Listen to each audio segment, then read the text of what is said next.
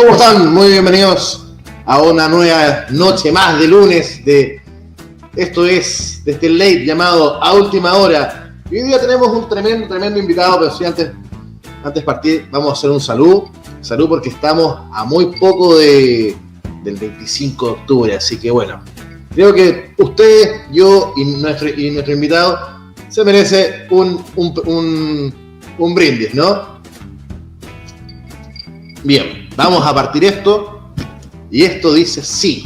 Tenemos un invitado, vamos a conversar con alguien que la verdad hoy en día es considerado un rockstar dentro del sector del rechazo. Donde lo ven le piden foto. La verdad es que es prácticamente una estrella de rock, una estrella de Hollywood, como ustedes lo quieran ver. Su nombre o su nombre artístico es el gran The Big Left. Bien, así que sin más preámbulos con ustedes, don Felipe Izquierdo, The Big Left. Hola. Don Felipe, ¿cómo está? Saludo. Un saludo también por allá. Vengo de tomar harto hoy. Así me enteré. Creo que estuvo bien visitado, harta foto. Hoy día fue un día importante. Sí, y el problema también es el Transantiago, que es un asco. Bueno, sí. No paran en los paraderos. Mira, yo soy al político que más le he echado chuchadas en mi vida desde mi corazón es a Ricardo Lagos. Por el Transantiago. Porque lo llevo sufriendo muchísimos años. Así como es. Facho pobre. Como facho pobre, como muchos aquí y que nos están viendo. Bueno, Felipe, tenemos una tremenda conversación. Primero hablemos un poquito de qué ha significado esto de ser un youtuber. Hoy en día eres reconocido a nivel nacional por mucha gente. O sea, mucha gente tiene fotos, mucha gente busca, sobre todo en estas marchas que se hicieron por el rechazo, buscaban encontrarse con el grande, el único, un ídolo, el famoso Big Left. ¿Y de dónde parte este Big Left? Estaba empezando el canal de Johannes Kaiser, ¿ya? Que tenía un nombre espantosamente raro. Entonces me dijo, Sebastián me dijo, quiero que Johannes te entreviste, porque como tú fuiste mirista, perteneciste al movimiento de izquierda revolucionario, des tu testimonio. Y bueno, salió una entrevista muy buena porque llegó rápidamente a 14K. Y el canal de Johannes tenía como 300 suscriptores, 300. Y Johannes quería cambiar su nombre por un nombre mejor. Entonces me preguntó Sebastián, ¿qué nombre podemos ponerle al canal de Johannes? Yo le dije, bueno, Johannes, ¿qué idea política tiene? Me dijo Sebastián, él es un nacional libertario. Es una corriente de pensamiento. Entonces dije, bueno, que se llame Nacional Libertario, le dije yo a Sebastián.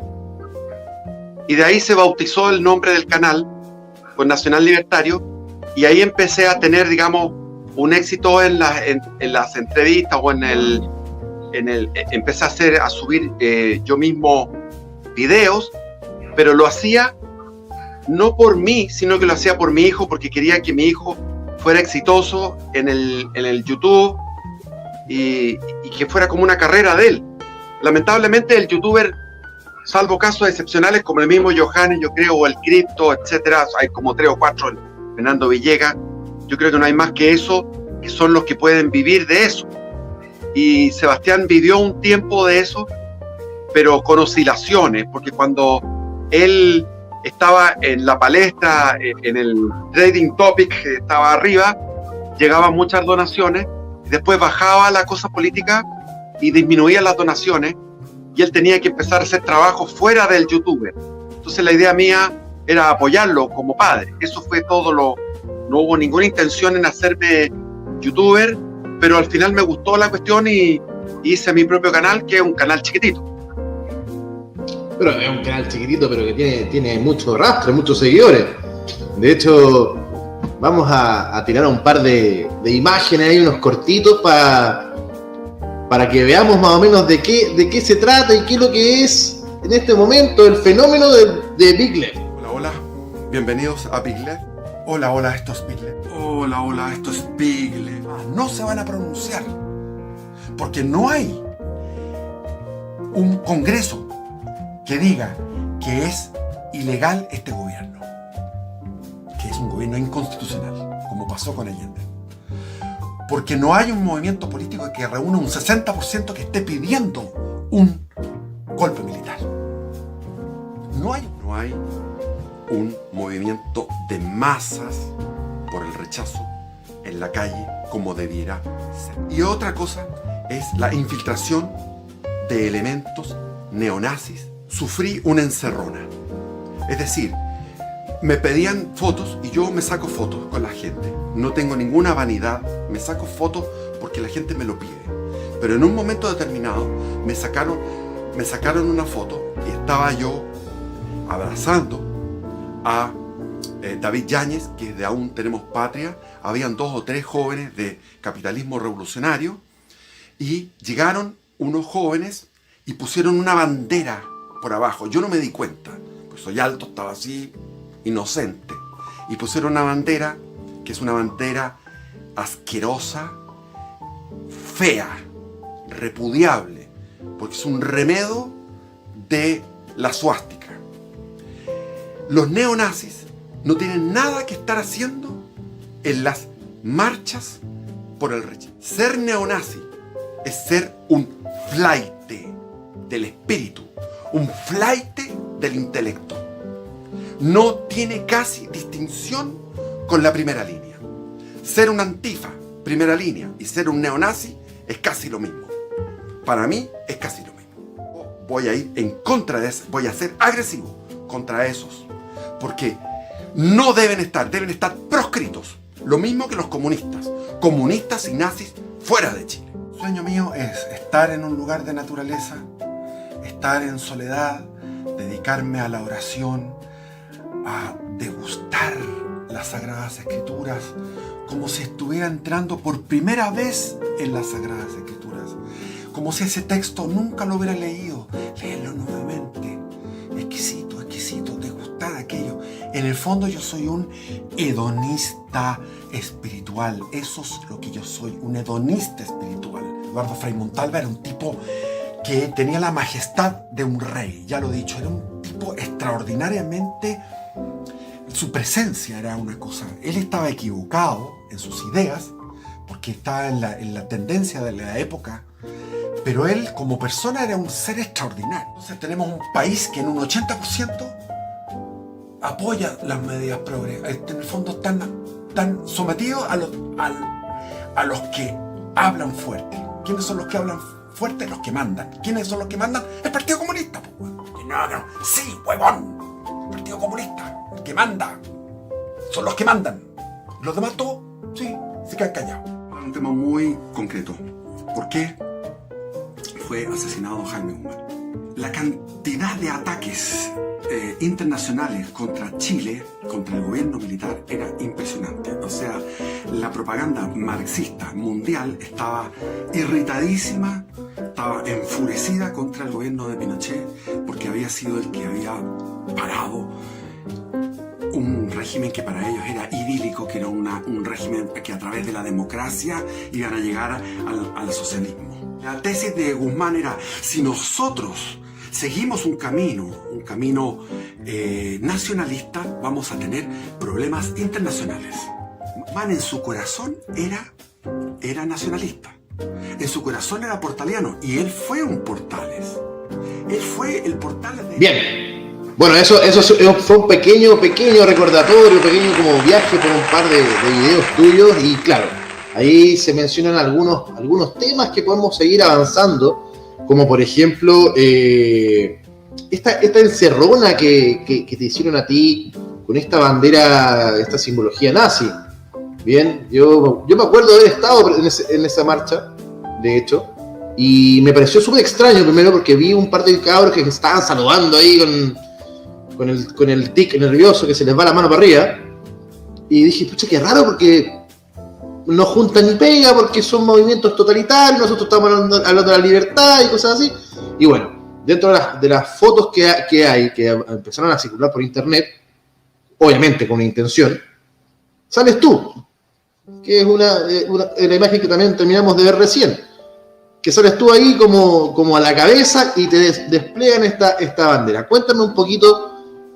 Bueno, vimos en el video tu frustración y tu rabia al respecto, pero ¿qué te parece hoy en día quizás con los ánimos un poco más en frío? Mira, yo me contradije con ese video de enojo. En todo esto, yo digo toda la cuestión porque no me interesa, no tengo afán de figuración ninguna.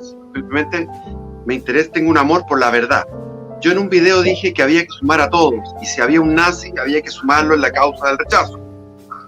Entonces, nunca pensé que los nazis iban a salir del closet y al mismo tiempo salir del closet y meterme a mí en el jolgorio. Entonces, claro que fue una encerrona, quizás programada según lo que me dice mi hijo, porque lo conoce bien. Era un tal no sé cuantito, que no me acuerdo el nombre. Me dijo, fue ese gallo. Bueno, ese gallo llegó y organizó esa foto. Y a mí me dan pena los neonazis porque es un problema no es un problema de corazón. Ellos tienen buen corazón. Lo que les falta es cultura. Como estamos en una sociedad tan inculta, cuando ven una cosa como un Führer o un Hitler, son hitlerianos, ellos lo toman como algo positivo porque lo que desean en su corazón es un gobierno autoritario que ponga orden. Entonces sus deseos son de que esta cosa se arregle, pero son muy precarios, son muy básicos, y también son bastante delincuentes a veces, tienen un instinto medio delincuente. Entonces realmente no deberían estar en la marcha, y si están, deberían estar dentro del closet. Y les dije, y lo han cumplido. Esta vez no salieron del closet en esta marcha. Estando por ahí los vi, son como un grupo de 10 más o menos. Y bueno, ahí andaban. No tienen ninguna importancia en realidad.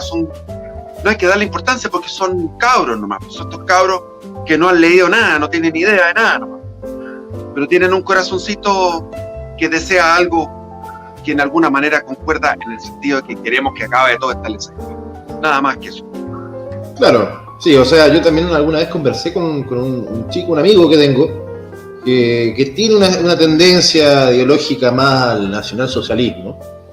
Y claro, él me decía que teníamos un enemigo en común, me dice. Porque somos anti-zurdos. Pero claro, tienen más similitudes entre ustedes que enemistad, que ser adversarios. Y la verdad es que, claro, ya nos han tildado al principio de todo este movimiento que éramos un movimiento nazi. Y claro, con este último acto, la verdad es que no ha ayudado mucho. La verdad es que hemos entendido que nosotros vamos por la libertad, vamos por eliminar un poco el prejuicio de que estos de que todos, por ejemplo, no sé, yo soy técnico en enfermería y se me ha enjuiciado de que todos los técnicos en enfermería, toda la gente de salud son de izquierda. Mentira. Tenemos casos como el Facho Cola, todos los gays son de izquierda, LGTBI, mentira. Y así vamos derribando algunos mitos. Bueno, también tú comentabas recién una historia y cómo partiste con esta entrevista con Johannes Kaiser. Y bueno, tú tienes una historia como milista, o como tú mismo dijiste, ex marxista o ex izquierdista. Cuéntame cómo fue esa época, en qué momento fue, y cómo fue el despertar y decir, ¿sabes qué más? No, esto no es lo mío, y yo, porque pasaste de ser, claro, de izquierdista a defensor de la patria, cosa que la mayoría de los zurdos hoy en día no defienden. Bueno, primero habría que preguntar por qué me hice marxista. Yo vivía en el barrio Alto, en una casa estupenda. En aquellos tiempos tener piscina, por ejemplo, era algo extraordinario. Nadie tenía piscina. Que la mamá tuviera un auto descapotable, cosas así. Entonces, la izquierda en la época de la Unidad Popular puso campamentos al frente de mi casa puso un campamento en lo que es ahora donde termina la avenida Kennedy, se encuentra con Tabancura, con Estoril, con Las Condes. Ahí en esa zona estaba la Ñancahuazú. Ñancahuazú es el lugar donde mataron al Che Guevara el 5 de octubre del año 67. Y después más allá, donde está ahora San Damián, que es un sector muy residencial, estaba la Luciano Cruz, que fue el fundador del MIR. Luciano Cruz fue el primero que murió en extrañas circunstancias, y después vino Miguel Enríquez y después Andrés Pascal Allende. Esa es la línea sucesoria de comando en el MIR. Entonces aquí había una serie de manchones, llamémoslo así, de viviendas básicas, viviendas de supervivencia, hechas de autoconstrucción, con cholguanes, con maderas terciadas, con lo que pillaban, porque había una pobreza muy grande que generaba este sistema económico que había, que era un sistema económico estatista. Llevábamos 40 años de estatismo, entonces lo único que había era pobreza, que es lo que se está generando ahora, de nuevo. Entonces, esta gente que no tenía una vivienda digna, vivían al frente de mi casa. Entonces uno vivía en el contraste entre las grandes casas, las grandes mansiones y las chabolas, o sea, las poblaciones callampas que habían puesto ahí la Unidad Popular, que tardaron hasta el año 81 en erradicarlos y las llevaron a Renca, los que estaban al frente. Entonces yo empecé a tener amistades con los cabros que estaban ahí, qué sé yo. Tuve un historial y empecé a cuestionar. Bueno, y también estaba estudiando en el colegio de los jesuitas, Alonso Valle, el San Ignacio Alonso Valle. Yo quería estudiar filosofía o teología en esto que eran talleres. Y los jesuitas, en vez de enseñarnos filosofía, nos enseñaban política. Entonces había un activismo político dentro del colegio de los jesuitas, y yo fui lentamente inclinándome hacia el marxismo y finalmente terminé metido ahí. Ahora, ¿cómo salí de eso? Por una cosa muy simple. Cuando uno es papá, tiene una familia que mantener y tiene que trabajar. Entonces trabajé y como empleado en una salmonera, y después trabajé como independiente con una panadería. Llegué a tener 5 empleados y tuve una venta grande en aquellos tiempos, que era 10 millones en aquellos años, que serían ahora como 30 millones al mes de venta. Empecé sin nada. Empecé con un crédito que me dio el arzobispado de 630.000 pesos, que me alcanzaba solamente para las maquinarias de panadería. Entonces tuve que devolver el crédito y empecé a trabajar duramente. Trabajaba desde las 4 de la mañana hasta las 11 de la noche, durante 8 años. Entonces en ese momento tenía momentos, esa es la experiencia. Porque hay una cosa, la experiencia y la teoría. Para ser comunista o marxista tuve una experiencia que fue ese contraste en mi barrio, y después fue teóricamente a través de los jesuitas me fui informando y llegué a la biblioteca Belarmino de los jesuitas a leer literatura marxista. Eso es lo teórico y lo práctico. Y después lo práctico para dejar el marxismo fue el tener una propia empresa, sufrir trabajando no de sol a sol, sino que de noche a noche, desde las 4 de la mañana hasta las 11 de la noche, en un emprendimiento muy sacrificado para poder capitalizarme.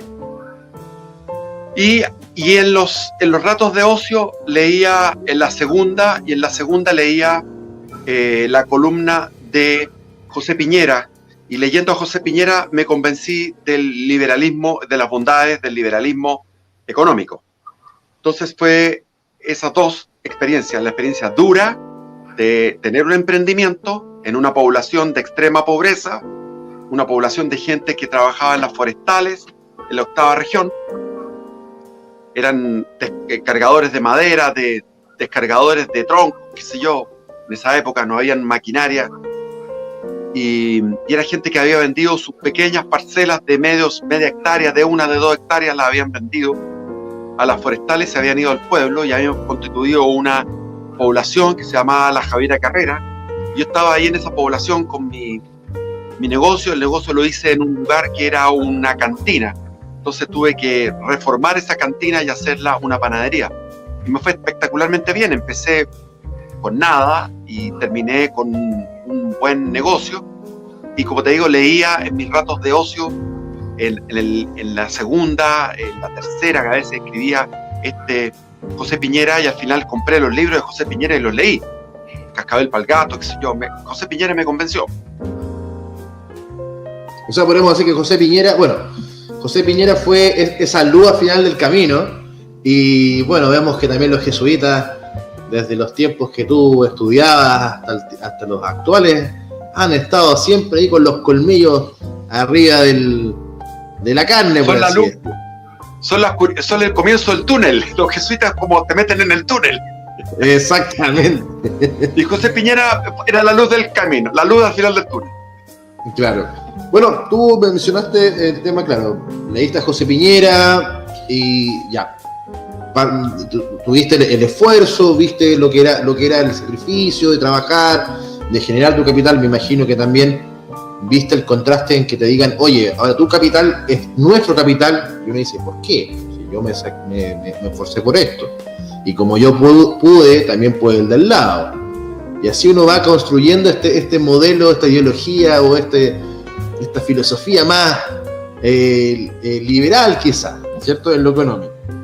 Pero bueno, hoy en día tú has tenido, tenemos a tu hijo que tiene un tremendo canal, que su nombre lo dice todo, Capitalismo Revolucionario, y obviamente han caminado por esa misma senda. ¿Cómo es el Felipe Izquierdo de los 70, 80, a cómo es el Felipe Izquierdo del 2020 hoy en día? Es muy simple, pues si me encuentro con Felipe Izquierdo de los 20 años, que era hijito del papá, hijito de la mamá, vivía en una casa espectacular y era marxista, lo agarro y le mando un par de charchazos y lo noqueo. Le digo, huevón estúpido. Bueno, yo creo que hay varios que pecamos de lo mismo. Yo creo que también si me encontrase con el Andrés de los 18, 19 años, me mandaría un par de charchazos y diría, no, con ella no, weón, con ella no. Aléjate de ahí. Había que sufrir, hay que sufrir. Mira, la cruz, el sufrimiento es un muy buen profesor. Así es. Bueno, tú eres un hombre muy, muy creyente, muy religioso. No por nada también la frase que has inmortalizado y que muchos youtubers inclusive te copian, el famoso Cristo Rey. ¡Viva Cristo Rey! Mira, yo llegué a Cristo por la razón, porque precisamente cuando me metí en YouTube, empecé a mirar YouTube, y hay canales, por ejemplo, que tú puedes poner la sábana santa, lo que dice la ciencia, y ves que la sábana santa es un fenómeno milagroso, que indica que desde el cuerpo del fallecido, del que estaba en esa sábana santa, se produjo un destello de luz, una fuerza como de bomba nuclear, que está calculada que fue una fracción de segundo, una décima de segundo. Y esa luz potente, que no se puede reproducir en una fracción de segundo, con toda la energía de todas las centrales atómicas del mundo, reproducir esa energía, que hizo un dibujo de toda la figura de Cristo. Entonces Cristo desde su cuerpo dio un destello de luz y atravesó la sábana, y la sábana cayó, esto fue sobre el aire, porque las nalgas, los muslos, las nalgas y la espalda de Cristo están en el aire. Entonces flotó, se produjo esta explosión lumínica, y eso cayó ordenadamente sobre la losa, con las gotas sin ser arrancadas, las gotas perfectas. Es decir, no es un cuerpo que haya sido sacado desgarrado desde la sábana, sino que fue un cuerpo que salió y te atravesó la sábana. Entonces es un testimonio de la resurrección.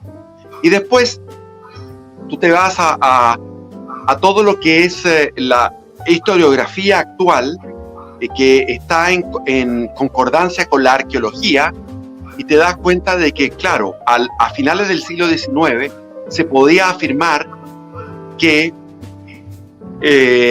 los evangelios son una leyenda que le metieron mano y fueron modificándolo a través de una tradición oral interesada y todo esto. Ahí está toda la teoría de Nietzsche. Había un francés que yo leí, me acuerdo en mi época cuando era estudiante, etcétera. Hay muchos autores del siglo XIX finales que estaban metidos con el evolucionismo, con el marxismo, con un montón de teorías que eran ateas, con Freud, etcétera, con todo lo que eran las doctrinas de la sospecha.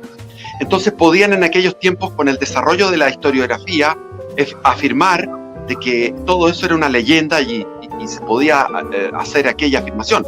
Pero actualmente, con el desarrollo de la disciplina histórica, tú puedes llegar a afirmar que los evangelios no tienen una distancia de más allá de 10 a 20 años con respecto a la resurrección y a Pentecostés. Es decir, a través de lo que son los rollos del Mar Muerto de Qumran, a través de los hallazgos en papiros de evangelios, de protoevangelios, el evangelio de Marcos, hay versículos del evangelio de Marcos que están en aquellos rollos del Mar Muerto que están datados a máxima fecha, como fecha máxima, el año 50.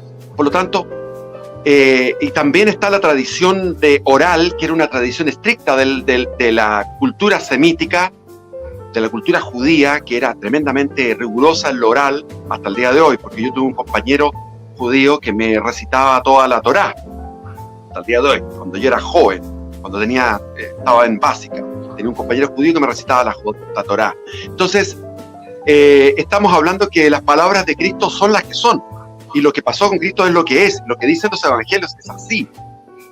O sea, la razón histórica te da que Cristo es divino, es Dios. Sí, bueno, como tú dices, o sea, no solamente la fe, sino que también la razón y la ciencia no puede explicar ciertos fenómenos, como lo que acabas de mencionar, el tema de la sábana santa, ¿cierto? Entonces, bueno,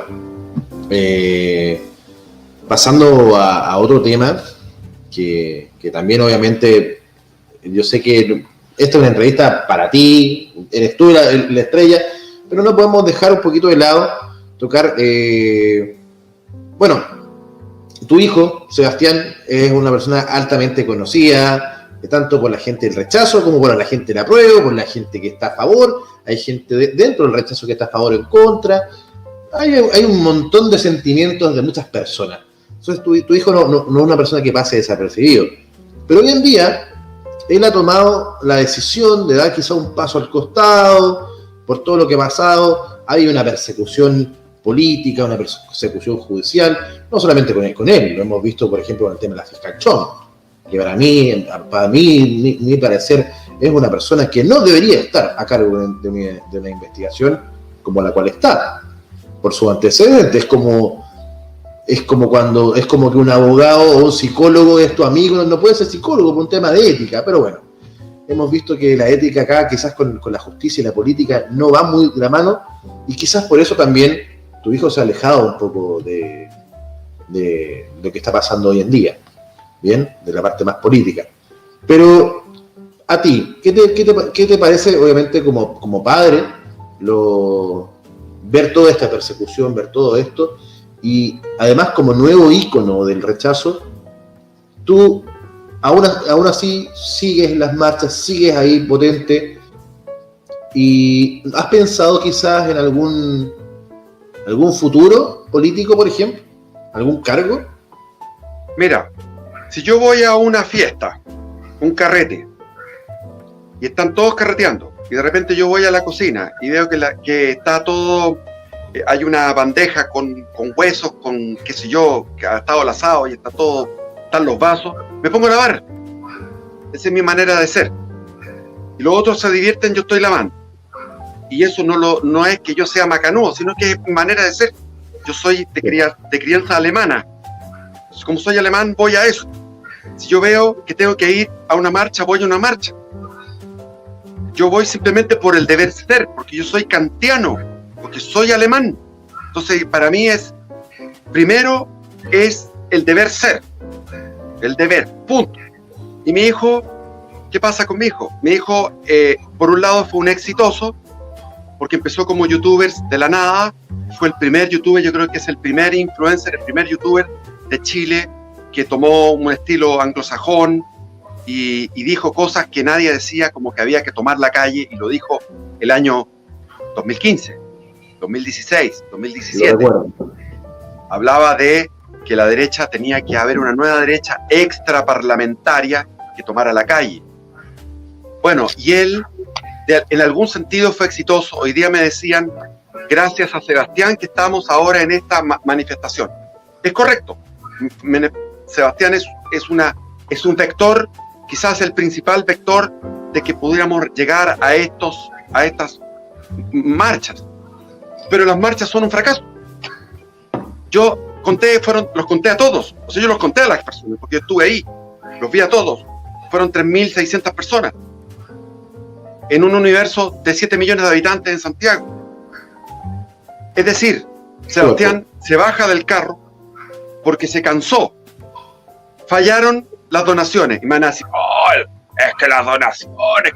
Pero obvio, si él está trabajando como youtuber y está trabajando, además de youtuber, como organizador de pegar afiches, de ir a borrar letreros de los otros, de ir a enfrentarse contra los otros, arriesgando la integridad física y a veces la vida, necesita por lo menos tener plata para comprarse un sándwich y pagar el arriendo. Y eso no se da. ¿Por qué no se da? Porque la derecha es cagona. Son cagones para ir a las marchas.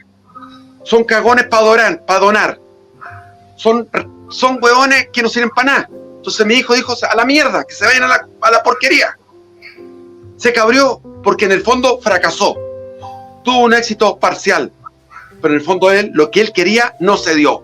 Estamos a portas, estamos encima de un plebiscito dramático y decisivo. Y salen 3.600 personas a la calle. Y se jactan de un éxito. Y no es eso, no es un éxito. Eso es un fracaso. Claro. No hay un movimiento de masas de la derecha. Es un tirón de orejas. No hay ni un parlamentario que haya ido a ninguna marcha.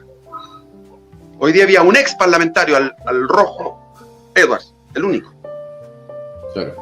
Es decir, sí, la verdad es que mucha gente, por ejemplo, no sé, a mí me faltó ver, yo he visto que Diego Chalper está muy metido en el tema de pasar volante y panfleto y estar por el rechazo, pero yo creo que no lo he visto nunca en una marcha. Diego Chalper está planteando una hueá maricona, que es vota rechazo para reformar después. Están todos por la transformación, que si gana el rechazo van a... Es decir, perdóname, aquí hay una cantidad de mariconeo y de transvesti en este país tremendo. No hay derecha, nosotros somos una derecha extraparlamentaria, pero somos así de chicos. Y como te digo, no hay compromiso. Porque se hizo un Patreon, se trató de hacer una donación, sí, es muy simple. Mi hijo necesitaba 500 lucas, y no se lograban juntar 500 lucas para su subsistencia, porque es un tipo que estaba a sueldo completo. Sin embargo, yo recuerdo en los tiempos en que yo viví siendo de izquierda, había escuelas en pleno dictadura, en la plena gobierno de Pinochet. Había escuelas, o sea, había departamentos financiados por la izquierda y la gente que vivía estudiando el marxismo. Intelectuales. Había financiamiento para todo. Tenías tú lucas, porque los gallos se ponen, son disciplinados, son mucho más valientes que la derecha, tienen mejores cualidades y son más astutos también para la conquista del poder. Están pensando siempre en la conquista del poder. Su tema de conversación con un vaso de vino es cómo llegar al poder. Es decir, Sebastián se baja de un barco que se hunde. Estamos en una situación que gane el rechazo o perdamos, vamos a una situación en la cual se ha dado el triunfo de Gramsci. Gramsci ha triunfado en Chile. Falta nada más que el asalto final. El asalto final no cuesta nada. Si el Estado ya es una cosa que no sirve para nada. No, la clase política está entregada, está arrodillada. No hay cómo. Arrodillada y con los pantalones abajo. ¿Ah? Arrodillada y con los pantalones abajo, te digo. Con los pantalones abajo y haciendo la felatio. Sí. Bueno, tú acabas de plantear un tema muy importante. O sea, estamos a puertas de un plebiscito, estamos a puertas de irnos a un tema que, digamos las cosas como son. O sea, Chile dijo basta en un momento a la clase política, y mucha gente, yo conozco mucha gente que está en el rechazo, que está en estas marchas del rechazo, que estuvo en la famosa marcha del millón, que era harta gente, que todos decían tenemos urgencias sociales y los políticos nos roban y no hacen nada. Y luego que Chile se unió, una especie de cohesión, nos plantearon el tema del plebiscito, apruebo o rechazo, y nos volvieron a separar en dos bandos. Bien, hoy en día, como tú dices, la izquierda ha sido súper astuta, y lo más probable es que, o sea, el escenario es un escenario donde o ganamos por muy poco o perdemos por muy poco. O sea, la línea es delgadita. ¿Cuál es el rol de Felipe Izquierdo, por ejemplo, el día 26 o 27 de octubre? Gane o pierda el rechazo. Mira, me hablas por mí. Yo quería decirte que primero no hubo ningún momento de unión. Aquí, esa marcha del millón fueron 600.000 personas. No fue 1 millón, ni 1,5 millones. Fueron 600.000 medido matemáticamente, es decir, cabeza por cabeza. Yo podría decir que hoy día fueron 15.000 personas. No, fueron 3.600. Bueno, eso fue, no fueron más. Entonces, esa es la verdad. No hubo una unión, sencillamente ese 25 de noviembre, yo no sé, todavía es un misterio muy extraño, o sea, como todos los misterios, de una cosa que nunca entendí, pero hoja que estaban hablando de bajarse las dietas parlamentarias en los días anteriores porque la presión popular era muy grande. Ellos interpretaron esta revolución como una revolución mayoritaria, y no es una revolución mayoritaria. Si yo te desmenuzo el país según mi opinión, según lo que yo veo, hay un 20% de patriotas, de fachos pobres, es un 20% de gente lúcida, gente que es lo que vale en Chile. Hay un 50% de gente que está en una cosa que no es nada, que generalmente están infectados en sus cerebros con progresismo, con ideología progresista. Hoy día mismo me preguntaron por esa bandera, para acá, esa bandera, y una señora me dijo, no, yo le dije el Imperio Español, me dijo, ¡oh, qué horror! ¿Y por qué se informó usted de eso, de que el Imperio Español era tan malo? Me nombró unos libros, una catedral en el mar, que se hizo una teleserie de eso, me nombró unas cosas que son literatura progresista. Entonces, tú tienes que hay un 50% de la población que está infectada de progresismo, está deconstruida. Ahí están todas esas derechas mariconas, está el PPD, está la democracia cristiana, está todo el mare magnum de gente. Y hay un 30%, y no más que eso, hay un 30%, y con eso sumamos el 100%, hay un 30% que están por la revolución, por el cambio del sistema, por un sistema que está probadamente fracasado, pero lo quieren hacer porque son suicidas, porque son ignorantes, porque son locos, no tengo idea. Es un misterio. Es un misterio cerebral, de química cerebral, no sé. El país está loco, porque esa cuestión hay que meterle antipsicóticos a toda esa gente, pero es el 30%. Entonces, ese 30% es el que va a tomar el poder, si es que nadie los para. ¿Quién los va a parar? ¿Quién está dispuesto a pararlos? Claro. En el Parlamento hoy en día no hay mucho. El único que podría salvar... No, es que el Poder Ejecutivo les pertenece, porque el Poder Ejecutivo es de ellos. El Poder Legislativo les pertenece. El Poder Judicial les pertenece. Los medios de comunicación les pertenecen. Las universidades, en los profesores y en los alumnos, les pertenecen. Los colegios les pertenecen. Hasta los párvulos les pertenecen. Los periodistas, hasta los curas. La Iglesia Católica, con este gallo que se llama Celestino, no es el Celestino Córdoba, sino que el otro Celestino, el Celestino, el maricón, el homosexual que está en la iglesia. Yo lo insulto. Andan parecidos. ¿Ah? Le faltan las plumas nomás. Yo te digo, el Celestino de la iglesia lo insulto gratuitamente, porque no sé si será homosexual, pero es homosexual ideológicamente. Y todo el episcopado está por el apruebo. Cuando la iglesia, es que esta weá al revés, tengo que ir para allá. A mí me pasaba lo mismo. Cuando fue la independencia. Todo blanco atrás, para no pasar por eso de para dónde punto, no, ya, todo blanco. Ahí está, la bandera del Imperio Español. Cuando cuando fue la independencia, el 70 u 80%, no se puede calcular, pero más o menos en ese rango, del clero estaba con el rey y estaba con los realistas. La iglesia siempre ha sido monárquica. Y esta iglesia moderna está la teología de la liberación, que es una teología de destrucción de la doctrina cristiana. Y está el progresismo infiltrado. O sea, la iglesia ya no existe. La iglesia actual no es la iglesia de Jesucristo. Estamos en los últimos tiempos. Exactamente, pero ¿hay alguna cura? ¿Tú ves alguna luz? No te escucho, algo pasó. ¿Me escuchas bien ahora? Sí.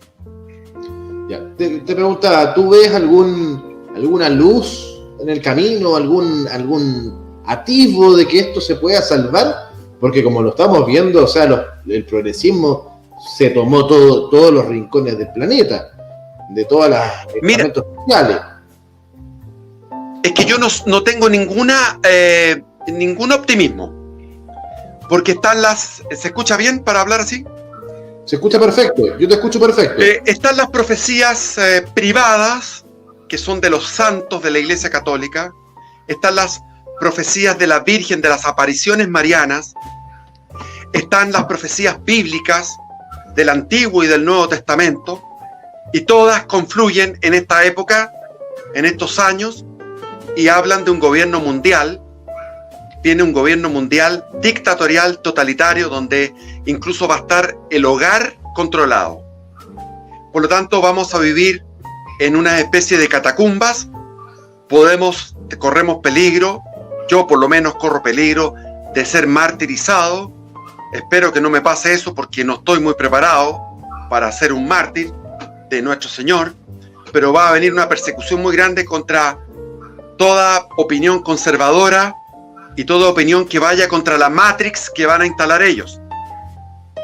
Claro. Sí, y después viene la segunda venida de nuestro Señor Jesucristo, que está máximo, yo diría que máximo como fecha tope, unos 13 años más. O sea, esta es una cosa que se va a desencadenar cada vez más rápida, va siendo cada vez más rápido, más veloz, porque en este momento el demonio está bailando la cueca en pelota, está fascinado, el demonio está haciendo lo que quiere. Sí, bueno, la verdad es que complicado esperar 13 años para una salvación. Creo que tenemos que empezar a trabajar cada uno de nosotros en salvarnos o salvar nuestra patria, nuestra alma, nuestra familia, porque si vamos a ser perseguidos... Son 13 años, pueden ser, te estoy hablando que pueden ser 5, pueden ser 7, pueden ser 8, 9, 10, 11, 12, 13, no más que eso. Entonces lo que hay que hacer, si tú me preguntas por mí, yo me voy a ir a refugiar a un lugar que tengo en el sur. Espero seguir con mi canal, voy a seguir con temas de Jesucristo para preparar las almas para el fin del mundo y para el fin de los tiempos, y dedicarme a la oración y al canal, pero más que nada a la oración, a la penitencia y a eso, a una vida dedicada a Dios 100%. Ese es mi futuro. No hay otro futuro más que ese. ¿No te ves con un futuro, por ejemplo, en política? No sé, un diputado izquierdo, un senador izquierdo, un alcalde izquierdo. No, mis antepasados fueron así. Mi padre fue senador. Tengo antepasados que fueron ministros, senadores, todo. No me interesa eso.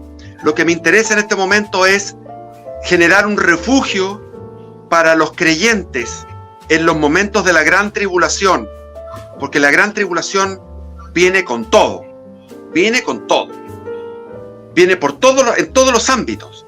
Por lo tanto, hay que estar en un refugio, en un lugar clandestino, en un lugar de oración, en un lugar de refugio. Esa es mi vocación. Como viejo, porque ya estoy viejo, tengo 61 años. Bueno, 61 años, bien conservado, y por ahí he escuchado algunos comentarios de algunas féminas del rechazo que hasta el ojo le he echado. Pero bueno, como dice usted, estamos en momentos muy, muy complicados y que Dios nos pide confesado. Efectivamente. Hay que buscar una confesión. Hay que buscar una confesión general de los pecados. Ojalá comulgar lo antes posible, porque ya la misa ya no va a tener validez en abril. Este antipapa, este papa destructor de la iglesia, está dando la última vuelta de tuerca a la iglesia para destruirla definitivamente. No va a haber una consagración, no va a haber una transustanciación en la misa. Entonces hay que acudir a la confesión, a la comunión, a la oración, al rosario y a la penitencia, al ayuno. Es la única manera de salvarnos, consagrar nuestra alma al corazón, al Sagrado Corazón de Jesucristo, al Inmaculado Corazón de María y a la preciosísima sangre de nuestro Señor Jesucristo. Esas tres consagraciones para salir ilesos en lo que se aproxima. Así es, perfecto. Oye, bueno, se nos acaban de pasar 45 minutos de programa, así. ¿Ya? Realmente yo creo que podríamos estar conversando todo. Me imagino que debe ser lo bueno que diste el dato de que si ves la cocina sucia, te pones a lavar después el asado. Así que eso siempre es bien recibido, porque cuando yo hago asado, los amigos comen y luego ¡pum!, desaparecen. Y lo bueno es que como tuviste una panadería, a mí me van a llegar de nuestros auspiciadores una longaniza premium de carne de vacuno con tocino. Así que te puedo dejar invitado a que hagamos un asado, sigamos conversando de estos temas, porque es muy interesante conversar contigo.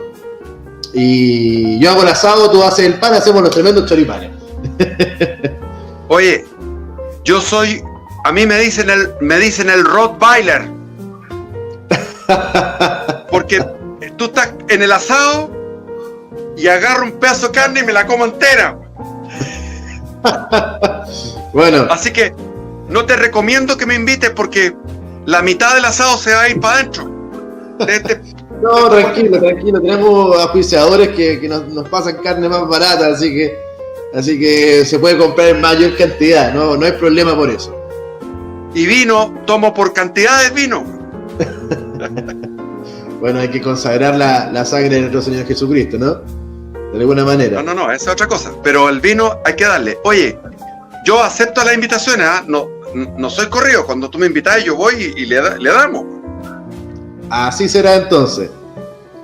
Bueno, Felipe, un tremendo agrado haberte tenido acá en este rincón, en este late a última hora. Y en una conversación que ha sido muy, muy nutritiva, que ha pasado por varias cosas. Por lo general, mis programas siempre se reducen a la política, pero ahora hemos pasado de política a religión y hemos conocido a una gran persona que esperamos seguir viéndote, no después del 25 de octubre, seguir viendo más contenido del Big Left, y por supuesto el asado queda al pendiente, queda al debe. Así que yo por mi parte te despido, muchas gracias. No sé si quieres decir algo, tus últimas palabras en este momento. Nada, que todos los que están viendo que levanten la raja y vayan a votar. Y después hay que comprometerse como apoderado de mesa. Nosotros en la izquierda íbamos para cada mesa había 10 apoderados. Tenemos que ir a pelear los votos. Ese día hay que pelear, hay que estar trabajando el día entero, levantarse, llevar al viejito, al pariente viejo, llevarlo a votar el rechazo, indicarle dónde tiene que poner la raya. Y eso, echarle para adelante. No seamos flojos. Exactamente. Muy bien, Felipe, muchas gracias por haber estado acá con nosotros y nada, pues te dejo un fuerte abrazo y que tengas una bonita noche. Igual, bendiciones. Hasta luego. Hasta luego. Bueno, chiquillos, eso fue otra conversación.